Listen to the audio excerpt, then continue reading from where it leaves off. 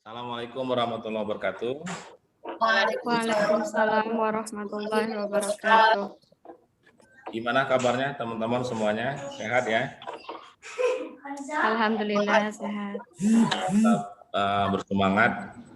Alhamdulillah pada kesempatan pagi hari ini kita bertemu kembali. Di sesi hari ini kita akan bicarakan tentang introplex gitu ya. Namun sebelum ke sana, kalau kita bisa mencarikan suasana dengan energizer ya. Masih ingat dengan energizer yang kemarin ya, 1 tambah 1 dan seterusnya. 1 tambah 1 sama dengan 2 ditambah 2 sama dengan 4. 4 ditambah 4 sama dengan 8.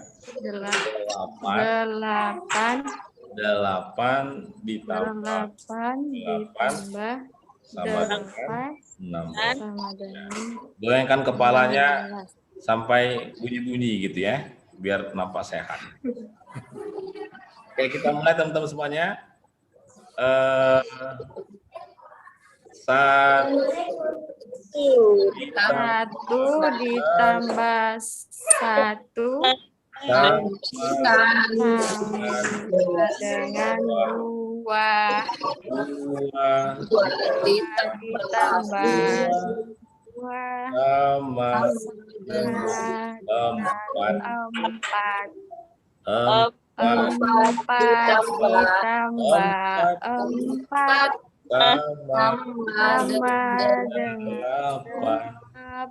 8 ditambah 8 sama dengan 16. Kayaknya belum terasa, baru sekali. Pak Ustazah kita ulang kembali ya, kita ikut Ustazah Widya. Coba Ustazah Widya. Sekali lagi. Silakan. Ya.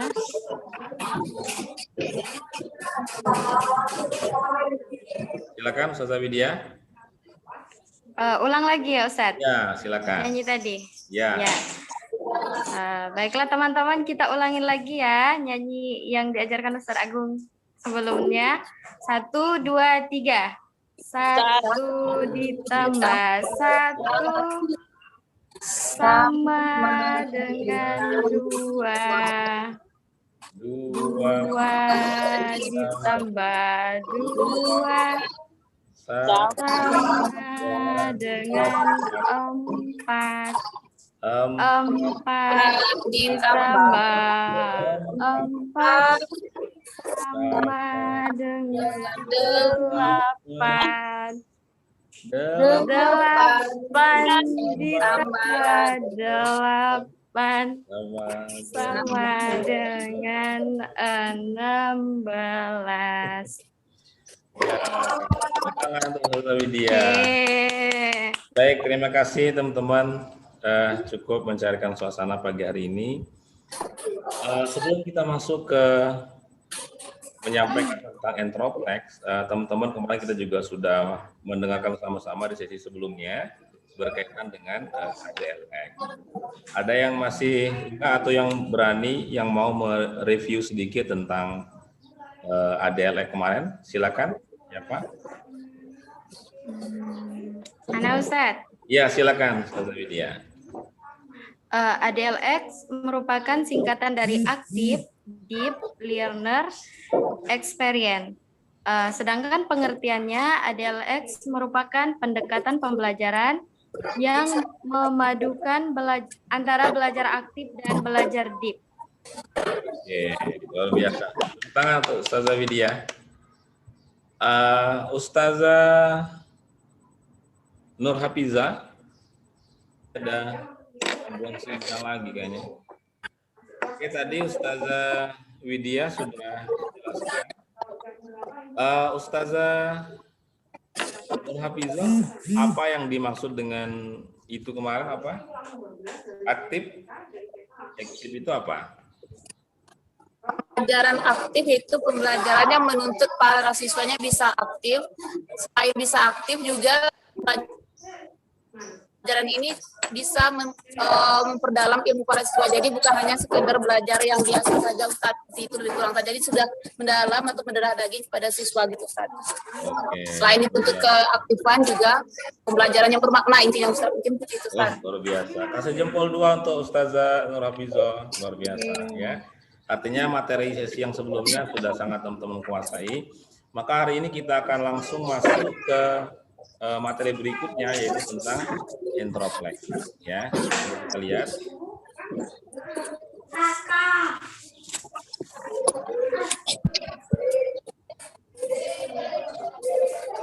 Oke, teman-teman semuanya.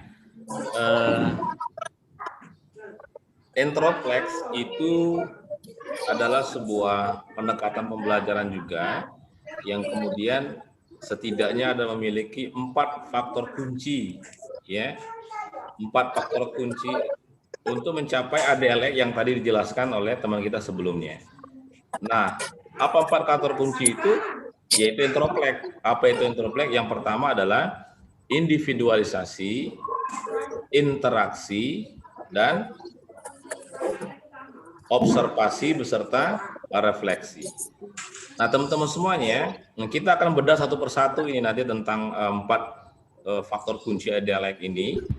Namun sebelum ke sana, perlu sama-sama teman-teman dan kita semua memahami bahwa 4 faktor kunci ini tidak boleh ada yang hilang gitu. Semuanya harus betul-betul kita terapkan dalam sebuah pembelajaran. Ya, kita akan bedah satu persatu. Kita lihat. Oke. Yang pertama, teman-teman semuanya, ini terlihat jelas bahwa individualisasi.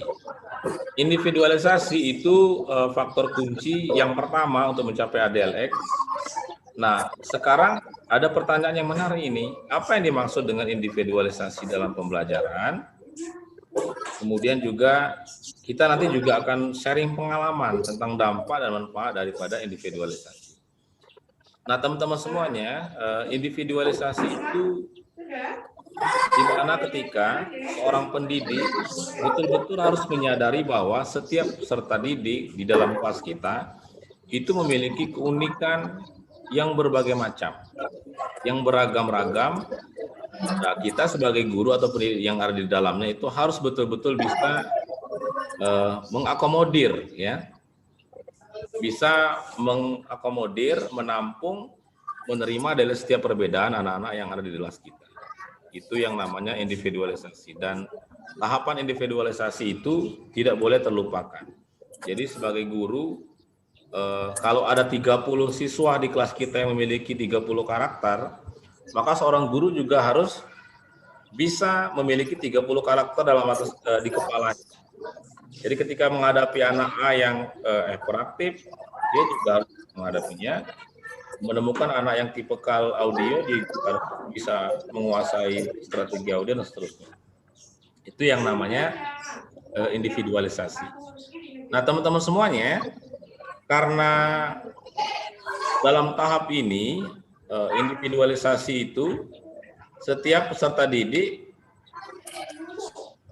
karena dia memiliki keunikan yang berbeda-beda, maka pasti dia juga menyebabkan kebutuhan yang berbeda pula dalam setiap proses pembelajaran.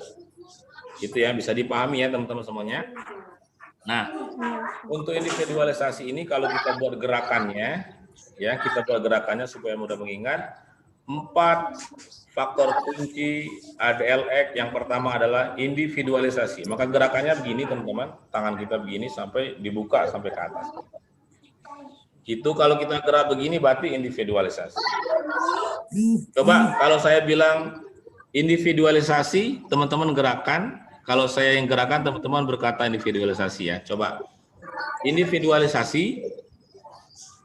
Oke. Kalau saya menggerakkan, teman-teman yang bersuara ya. Individualisasi. Individualisasi. Individualisasi. Individualisasi. Oke. Insya Allah di tahap ini teman-teman sudah sangat memahami. Nah sekarang pertanyaannya adalah menurut teman-teman kira-kira manfaat apa? Apa sih manfaatnya harus diterapkan individualisasi dalam pembelajaran? Ayo yang teman-teman bisa sharing. Silakan Ustazah Nur Hafizah. Supaya kita dapat memahami kebutuhan anak dan juga dapat mendekatkan diri kepada anak sehingga anak bisa terbuka pada kita apapun yang mereka alami. Gitu, Ustaz. Ya, betul sekali ya. Kasih jempol 2 untuk Ustazah Nur Hafizah. Betul. Ada lagi yang menambahkan? Individualisasi? Oke, cukup. Karena yang disampaikan oleh Ustazah Nur Hafizah itu saya yakin sudah mewakili pendapat teman-teman yang lain. Karena proses individualisasi itu bagaimana anak-anak betul-betul bisa mendapatkan dosis yang tepat gitu ya, pelayanan yang tepat terhadap apa yang menjadi kebutuhan mereka. Jadi tidak salah dosis gitu ya. Kita memberikan perlakuan dalam anak-anak kita dalam setiap kelas pembelajaran kita. Nah, saya pikir untuk individualisasi sudah sangat kita pahami. Kita lanjut ke yang 2. Yang kedua adalah interaksi. Ya. Nah, teman-teman semuanya, interaksi juga punya peran yang sangat penting dalam proses pembelajaran kita. Apa itu? Pengalaman belajar yang diperoleh melalui interaksi positif yang terbangun antara peserta didik dengan pendidik lainnya. Artinya proses interaksi teman-teman semuanya dalam sebuah kelas kita yang bagus itu adalah ketika interaksinya itu prosesnya multi arah. Apa itu maksud multi arah? Interaksi antara siswa dengan siswa, interaksi siswa dengan guru, interaksi siswa dengan materi pembelajaran, itu namanya interaksi multi arah. Nah makanya ketika proses pembelajaran kita dengan multi arah, itu pasti pembelajaran kita akan lebih efektif dan lebih bisa mencapai tujuan pembelajaran yang kita inginkan. Beda dengan pembelajaran zaman dulu begitu ya kan. Dulu itu kan pembelajarannya transfer knowledge, lebih kepada guru sekedar menjelaskan, anak seolah-olah menjadi objek gitu ya. Menjadi objek yang tidak bisa berbuat apa-apa. Pasrah anak kita gitu kan. Halo. Cek. Halo, Ustazah. Semuanya masih semangat ya? Semangat. Oke, semangat. Masih semangat. Oke, semangat. Baik teman-teman semuanya, kita lanjutkan. Nah itu yang namanya proses interaksi dan semua guru harus menguasai ini sehingga kelas kita betul-betul menjadi kelas yang efektif, yang baik gitu kan dalam proses pembelajaran. Nah, oleh karena itu teman-teman semuanya, pada proses ini kita harus betul-betul menyadari bahwa ada anak yang dia bisa diberdayakan ketika dia belajar dengan sesama temannya. Kalau istilah kita itu kan ada tutor sebaya begitu ya. Atau ada juga anak yang dia berinteraksi anaknya dengan materinya, dia diberikan tugas untuk mengamati, menganalisis itu kan materi-materi pembelajaran yang kita ajarkan. Oke. Sekarang teman-teman semuanya kita sharing pengalaman nih, kira-kira nih apa yang terjadi kalau proses interaksi dalam kelas kita itu tercapai, tiga-tiganya itu multi arahnya betul-betul tercapai. Kira-kira apa dampak positif? Ayo, yang berani. Silakan, ada yang mau menyampaikan? Ana coba, Tat. Oh ya, silakan, Ustazah Putri, silakan. Apabila ada multi arah itu interaksi antara peserta didik dengan pendidik, kemudian guru dengan peserta didik dan antar peserta didik dengan materi, maka yang apabila semuanya tercapai, maka yang akan kita peroleh itu adalah tercapainya tujuan dari pembelajaran itu sendiri. Jadi kata kuncinya adalah apa, Dad? Jadi kata kuncinya adalah tercapainya tujuan pembelajaran. Masya Allah, luar biasa ya. Jadi tepuk tangan dong untuk Saudara Putri, luar biasa. Nah teman-teman semuanya, artinya dalam tahap ini interaksi itu sangat penting. Jadi anak-anak itu pada proses pembelajaran itu tidak hanya sebatas menerima ilmu gitu ya, tapi mereka juga bisa dilibatkan. Jadi proses pembelajaran itu memang kita punya tujuan pembelajaran, tapi jangan lupakan prosesnya. Karena nanti kita juga akan mengkaji, ada sesi berikutnya nanti akan ada proses evaluasi bagaimana assessment for learning. Jadi pembelajaran atau penilaian itu sepanjang pembelajaran, ya. Itu di sesi berikutnya. Nah, teman-teman semuanya masih ingat tadi gerakan interaksi gimana? Interaksi belum dijelasin tadi ya. Yang ini tadi individualisasi. Nah, interaksi juga punya gerakan. Interaksi gerakannya begini ya. Ya. 3 kali begitu ya. Sambil berkata interaksi gitu ya. Coba kita praktek sama-sama.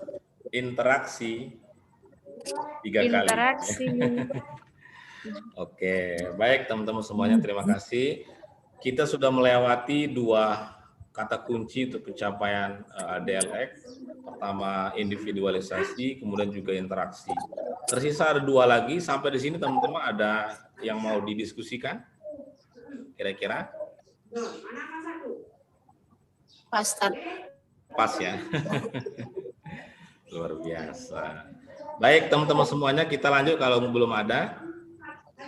Yang ketiga, apa itu? Observasi. Faktor kunci mencapai DLX yang berikutnya adalah observasi. Nah sekarang sebelum saya menyampaikan dari teman-teman dulu deh. Kira-kira dari teman-teman apa yang dimaksud dengan observasi? Mendengar kata-kata observasi, apa yang paling ingin kita ucapkan? Silakan. Dari tadi ada Ustazah Sandra. Ya. Nah, silakan Ustazah Sandra. Ya. Mungkin observasi itu seperti melihat-lihat kondisi seperti apa yang tepat yang kita lakukan untuk melakukan suatu kegiatan. Misalnya kita observasi bagaimana keadaan kelas, berarti kita lihat-lihat misalnya kelas ini kelebihannya apa, kekurangannya apa, evaluasi di mana. Seperti masih melihat-lihat aja seperti itu. Oh begitu.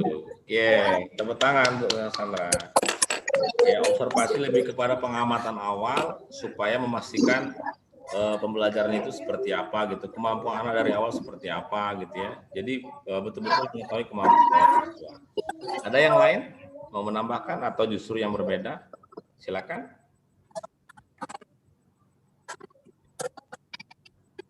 Sudah? Pas. Oke, baik teman-teman semuanya. Kalau sudah pas berarti saya sedikit menyampaikan kepada kita bahwa ternyata proses observasi itu juga proses tahapan yang sangat penting juga gitu ya. Karena kenapa? Kalau tadi di proses individualisasi, interaksi, itu masih muatan-muatan dominasi teknis dalam kelas pembelajaran. Tapi sekarang kalau sudah observasi, maka di tahapan ini kita sudah mulai masuk kepada betul-betul upaya-upaya khusus untuk mencapai tujuan pembelajaran yang kita inginkan. Jadi betul tadi kata Ustaz Sandra, di mana proses itu anak-anak dilihat gitu ya, kemampuan awal seperti apa. Kemudian sudah diketahui kemampuan awal, maka dia akan perlakuan gurunya berikutnya sudah teratur gitu, sudah terjadwal. Terus dosis apa yang harus diberikan setelah mengetahui bahwa ternyata di kelas kita 95% anak-anaknya bersoal di pelajaran matematika bab perkalian misalkan. Maka gurunya sudah harus mulai memikirkan bagaimana polanya supaya di pertemuan berikutnya anak-anak bisa mungkin ada penugasan mandiri tentang perkalian atau seperti apa. Ya begitu ya teman-teman semuanya. Nah sekarang sama seperti tadi teman-teman, kira-kira nih kalau kita sudah menerapkan observasi, kira-kira manfaat apa yang paling signifikan dalam tahap ini? Silakan. Siapa? Ya, silakan Ustazah Nur Hafizah. Manfaat kita melakukan observasi, mungkin dengan melakukan observasi kita dapat berikan contohnya metode pembelajaran kita apakah sesuai atau tidak. Jadi kita dapat melakukan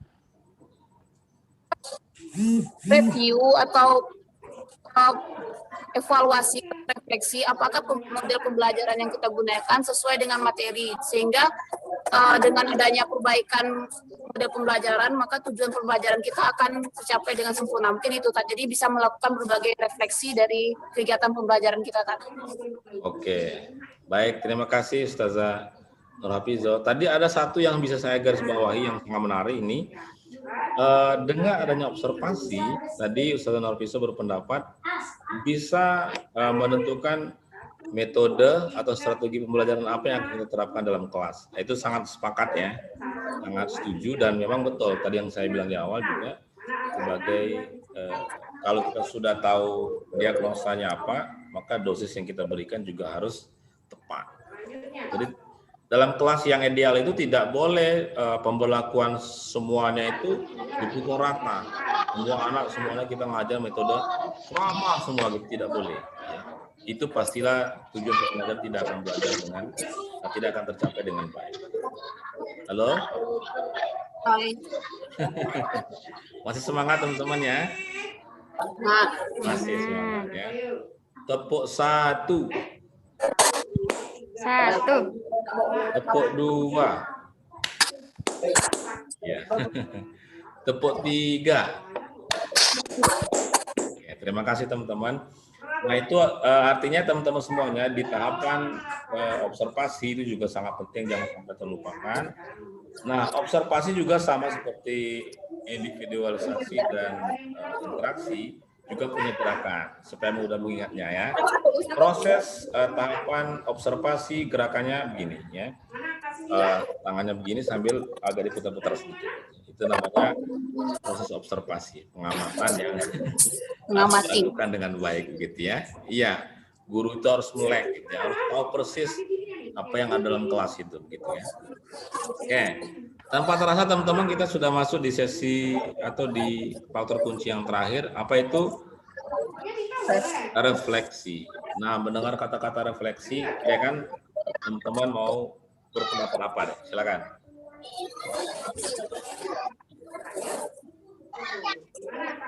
Ada yang punya pendapat? Ustazah? Ustazah Putri atau Ustazah Widya? Nggak apa-apa, kita berpendapat ya, yang kita berpendapat.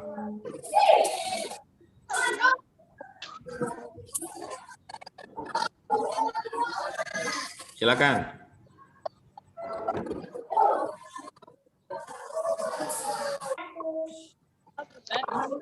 Ya, silakan Ustazah Putri. Refleksi di sini adalah lebih ke apa yang sudah siswa dapatkan di pembelajaran tersebut, tidak hanya apa yang mereka peroleh itu tidak hanya sebatas di ruang kelas aja. Hal-hal ataupun materi yang mereka dapatkan itu bisa mereka bawa ke lingkungan luar harinya, sehingga memberikan ada kesan dari pembelajaran yang sudah mereka lakukan tadi. Amazing ya, luar biasa. Tepuk tangan untuk Ustazah Putri. Betul sekali yang disampaikan oleh Ustazah Putri, artinya teman-teman proses refleksi dalam pembelajaran ini juga sangat-sangat penting ya, jangan sampai terlewatkan karena ini menjadi boleh dikatakan sebagai pengantar closer ya, penutup pembelajaran kita, dan ini mengajarkan kepada anak kita tahapan ini supaya ternyata belajar itu tidak hanya berhenti di dalam kelas, tapi juga kita akan punya PR besar, punya tugas besar untuk bisa mengaplikasikan dalam kehidupan sehari-hari. Bagaimana caranya teman-teman semuanya? Karena tahap refleksi itu artinya lebih kepada anak-anak itu setiap kali selesai pembelajaran, kita arahkan untuk mengambil hikmah dalam pembelajaran itu. Apa yang menjadi hikmahnya? Nah? Contoh kita belajar tema misalnya begitu kan. ada subtemanya menyayangi tanaman misalnya gitu. Kenapa kita harus menyayangi tanaman? Ya, kita arahkan pemikiran anak-anak kita, oh ternyata menyayangi tanaman itu bukan kata tanaman itu adalah ciptaan Allah, berarti kita juga harus menyayanginya. Seperti itu. Nah, artinya teman-teman semuanya dalam tahap ini jangan sampai terlewatkan. Karena dia akan melibatkan anak-anak itu, emosinya terlibat gitu kan. Perasaannya betul-betul terlibat sehingga mereka betul-betul menjiwai terhadap materi hikmah yang kita ajarkan pada hari ini. Nah, harapannya betul tadi kata Ustazah Putri, setelah belajar itu anak-anak punya komitmen, punya tekad yang kuat untuk bisa menghasilkan perubahan perilaku dalam kehidupan mereka sehari-hari. Oke, nah teman-teman semuanya, refleksi juga punya gerakan layaknya tadi di tahapan individualisasi, interaksi, observasi. Gimana gerakannya? Gerakannya begini.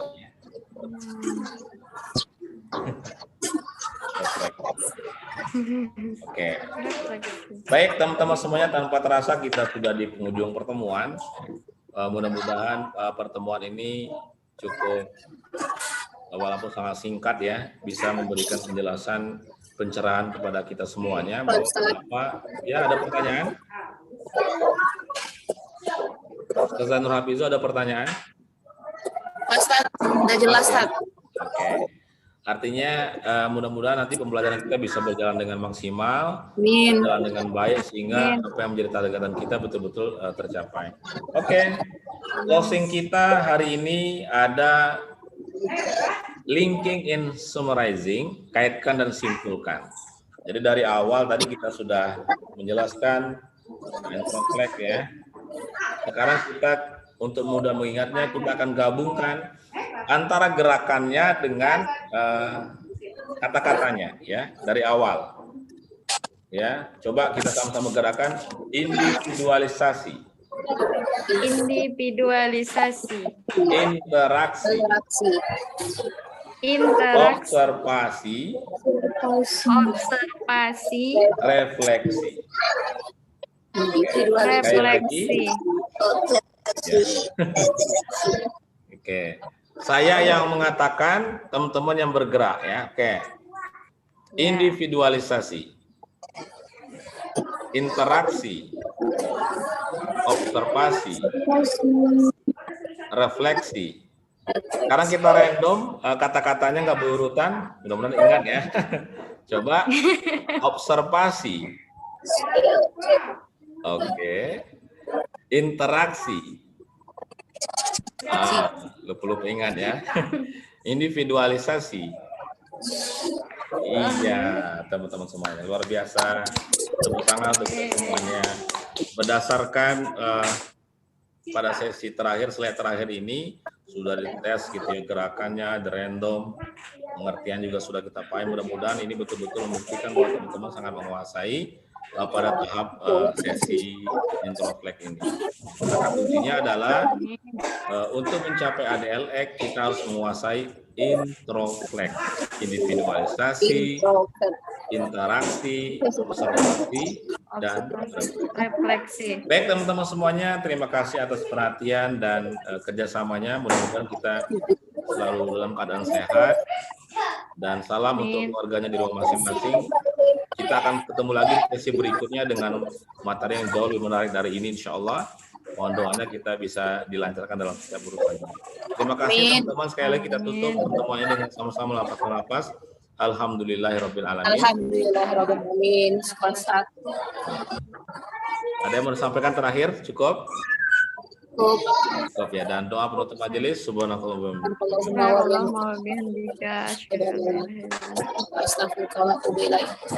Oke, terakhir kita foto bersama ya. Kita stop share screen dulu. Nah, ini penting ini foto bersama ini ya, untuk jadi kenang-kenangan ya. Oke, dengan gaya bebas ya. Oke. Aba-abanya ya, aba-aba. Satu. Mau apa? Mau gerakan individualisasi ya. Satu. Gaya bebas ya. 1, 2. Oke. Terima kasih teman-teman ya. Saya izin pamit untuk mematikan videonya. Assalamualaikum warahmatullahi wabarakatuh. Waalaikumsalam warahmatullahi Warahmatullahi wabarakatuh.